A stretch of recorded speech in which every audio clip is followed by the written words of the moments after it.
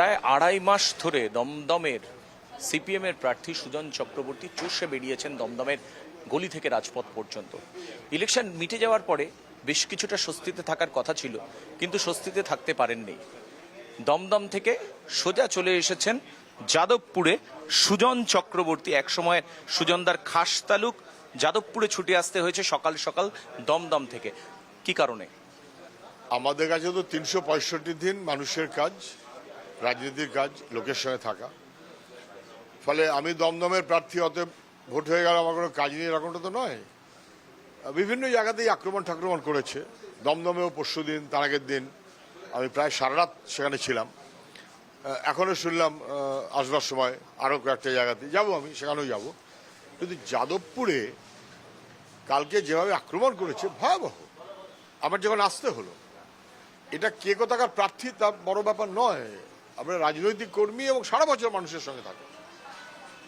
এখানে কালকে ভোটের সময় ১০২ নম্বর ওয়ার্ড র্যান্ডাম মারপিট করেছে, মানে মেরেছে, আক্রমণ করেছে, বুথ ক্যাম্প তুলে দিয়েছে, ভেতরিক এজেন্টকে মেরেছে। এবং ১০১ নম্বর ওয়ার্ড পাশে কাছাকাছি, সেখানে তো পর নাম মুখস্থ হয়ে গেছে আমার। কমা, সুজয়, মান্না, এদিকে ভাস্কর, এদিকে এই দিদিমণির নামটা আমি ঠিক জানি না, শম্পা কর্মকার, এই সহ ওখানে সন্দীপন ভয়াবহ মার খেয়েছে, ভয়াবহ। ওরা কোথায় ভেবেছিল মরে গেছে। তারপরে নির্দল প্রার্থী তারা আক্রান্ত হয়েছে। মহিলা স্বপ্নাদি, মানে বাঘাযতীনের স্বপ্নাদি গান গাইতেন, বাঘাযতীনের স্বপ্নাদি গায়িকা। প্রায় আড়াই মাস ধরে লাগাতার ভাবে আপনি প্রচার চালিয়ে গিয়েছেন দমদমে বিভিন্ন জায়গায়, গলি থেকে রাজপথ। ইলেকশনের পরদিন হয়তো একটু স্বস্তিতে থাকার কথা ছিল সুজন চক্রবর্তীর, কিন্তু সেই স্বস্তিটুকু রইল না, চলে আসতে হলো যাদবপুরে। রাজ্যে থাকবে তৃণমূলের সরকার, আর মানুষ স্বস্তিতে থাকবে, এটা হয় কখনো? আর মানুষ যদি স্বস্তিতে না থাকে, আমি অথবা আমরা স্বস্তিতে থাকবো, এটা ভাবার তো কোনো সুযোগ নেই। This is what is West Bengal. কালকে যে সব মিলিয়ে ৫৭টা জায়গাতে ভোট হয়েছে, এই সবই তো পশ্চিমবাংলায় গন্ডগোল। আর কোথাও তো গন্ডগোল নেই, যা আমি মিডিয়াতে দেখছি। আমি সব পুরো খবর রাখতে পারিনি, যা মিডিয়ায় দেখেছি। কেন এইরকম একটা জায়গাতে পশ্চিমবাংলাকে নিয়ে যেতে হলো? কেন?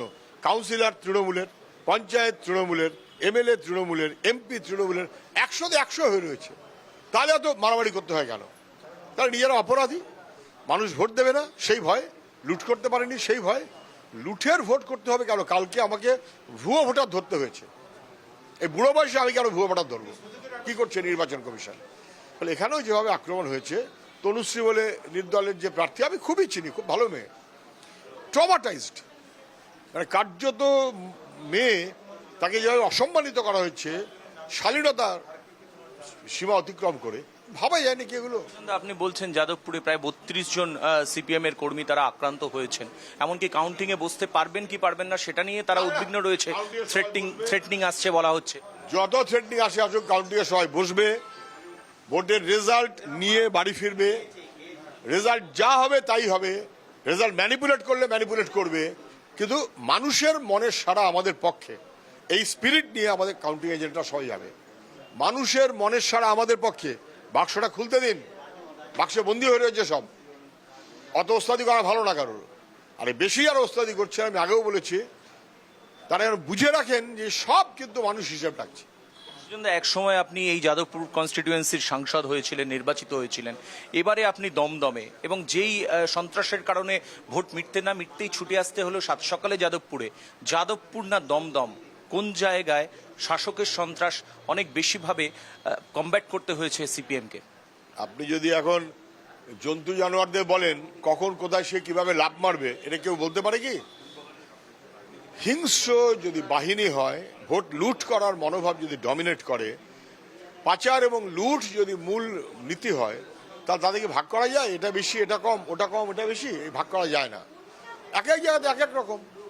আমি এটাও বলতে পারবো না এই যাদবপুরের সব জায়গায় হয়েছে না, দমদমে সব জায়গায় হয়েছে না। বাছাই করে কারা করছেন, কি তাদের উদ্দেশ্য? পাচারের ব্যবস্থায় তারা যুক্ত হতে চান, পাচারের জন্য লাইন ক্লিয়ার করার কারণে মানুষকে ভয় দেখাতে চান।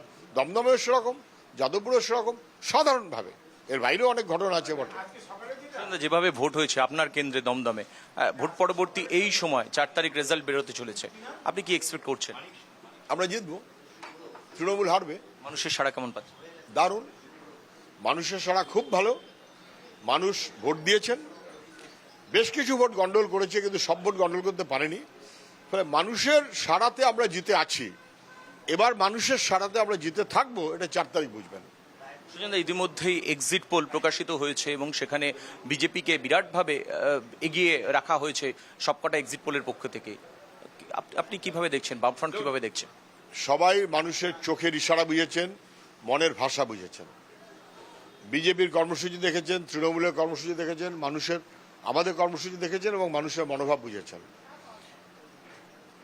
যে যার মতন সমীক্ষা দেখাচ্ছেন, কোন সমীক্ষায় বিজেপি 14, কোন সমীক্ষায় বিজেপি 29। তো সমীক্ষার কি মানে হলো? কোন সমীক্ষায় তৃণমূল